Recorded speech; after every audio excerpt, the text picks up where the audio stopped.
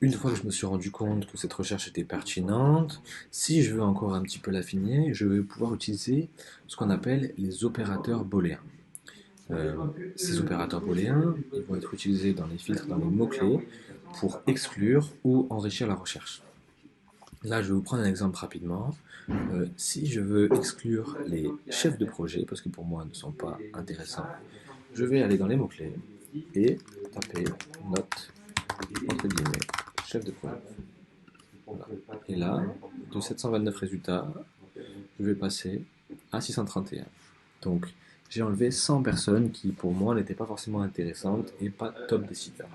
Et je vais continuer comme ça jusqu'à affiner ma recherche et que ça me convienne et que j'ai, entre guillemets, presque 100%, voire 95% des profils qui correspondent à ma cible et aux relations de vente et de business que j'ai envie de créer. Ou d'audience, simplement, si c'est des gens que vous voulez avoir dans votre audience et pouvoir interagir avec eux. La prochaine étape, donc une fois que cette audience est carrée, on va l'enregistrer. Donc vous allez cliquer ici, enregistrer la recherche.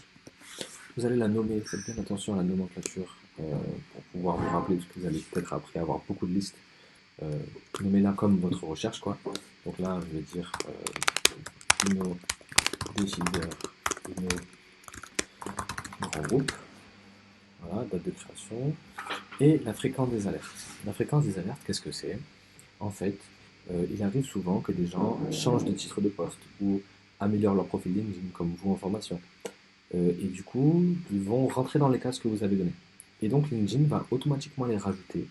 Et vous allez avoir un flux constant en fait de prospects qui vont s'insérer dans ces recherches-là. Donc vous avez tout intérêt à faire des recherches assez fréquentes si c'est une cible sur laquelle vous devez être un peu à l'affût.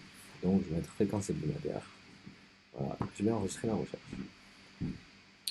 Et dans mes recherches enregistrées, elle va donc apparaître ici, Dessiner Inno Grand Groupe. Et on va voir ce qu'on va pouvoir en faire après.